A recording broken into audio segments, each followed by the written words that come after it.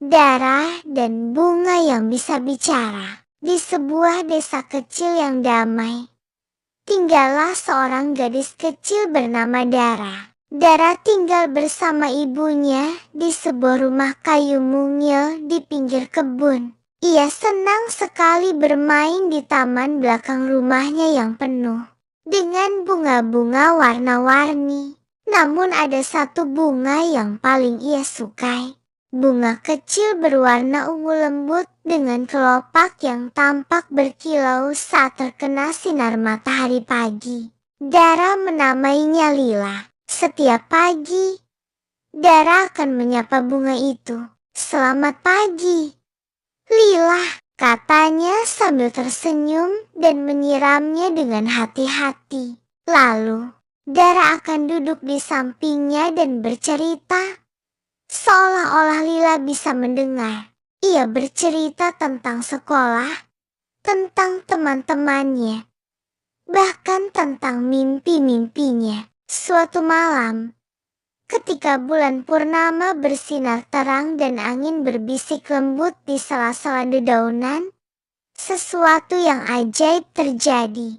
Saat Dara hendak tidur, ia mendengar suara lembut di dekat jendela kamarnya. "Dara, terima kasih sudah selalu merawatku." Dara bangkit, matanya melebar. Ia membuka jendela dan melihat taman yang diterangi cahaya bulan. Lalu suara itu terdengar lagi. "Ini aku, Lila." Dara melompat dari tempat tidur dan berlari keluar.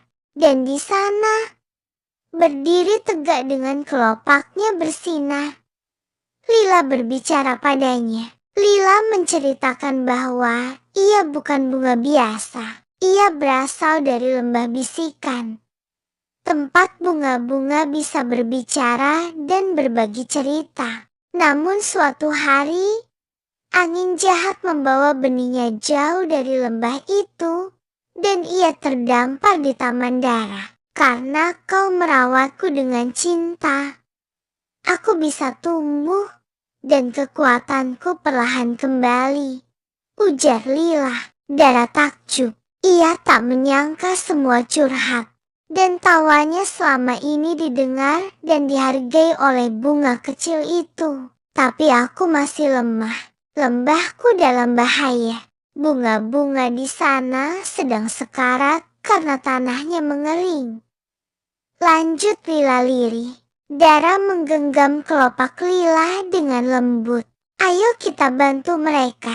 Keesokan harinya, sebelum matahari terbit, Lila meminta Dara menutup mata dan memegang kelopaknya. Dalam sekejap, Dara merasa tubuhnya melayang. Ketika ia membuka mata, ia sudah berada di tengah padang bunga yang luar biasa indah, dengan warna-warna yang belum pernah ia lihat. Tapi tak semua bunga berseri. Banyak bunga terlihat layu, kelopaknya jatuh, dan angin terasa kering. "Ini lembah bisikan," kata Lila sedih.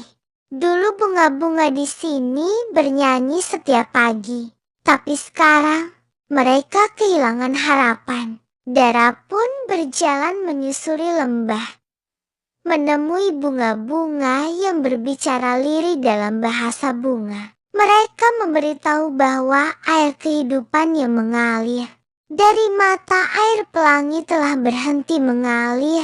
Dengan tekad kuat, Dara memutuskan mencari sumber air itu. Ia ditemani Lila dan bunga-bunga kecil lain yang ikut bergabung dalam petualangan. Mereka melewati hutan akar menjulur, menyeberangi sungai bisikan yang hanya bisa dilalui jika kau menyanyikan lagu yang tepat, dan menembus kabut ragu yang membuatmu lupa tujuanmu. Namun Dara tak menyerah. Ia percaya ia bisa membantu.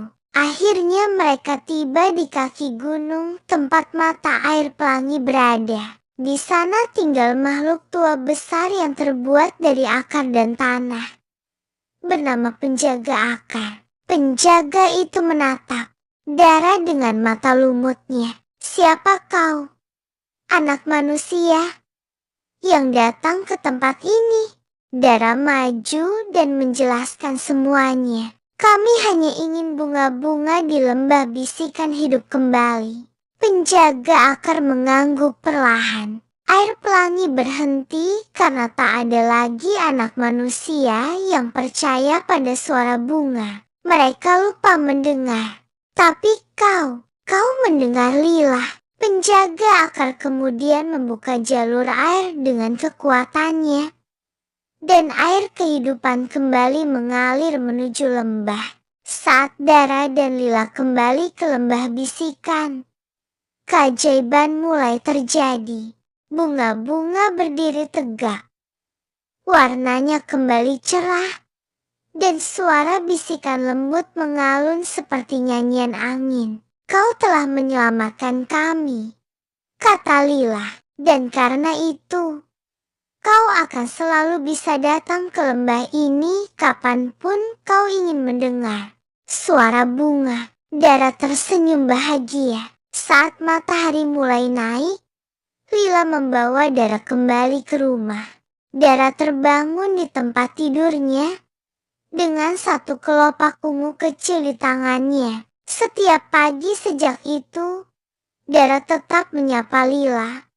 Dan kadang, saat malam hening dan bulan bersinar, ia masih mendengar bisikan kecil dari taman. Pesan moral, cinta, dan perhatian yang tulus bisa membuka keajaiban yang tersembunyi di sekeliling kita. Dan kadang, yang paling lembutlah yang paling berani. Tamat.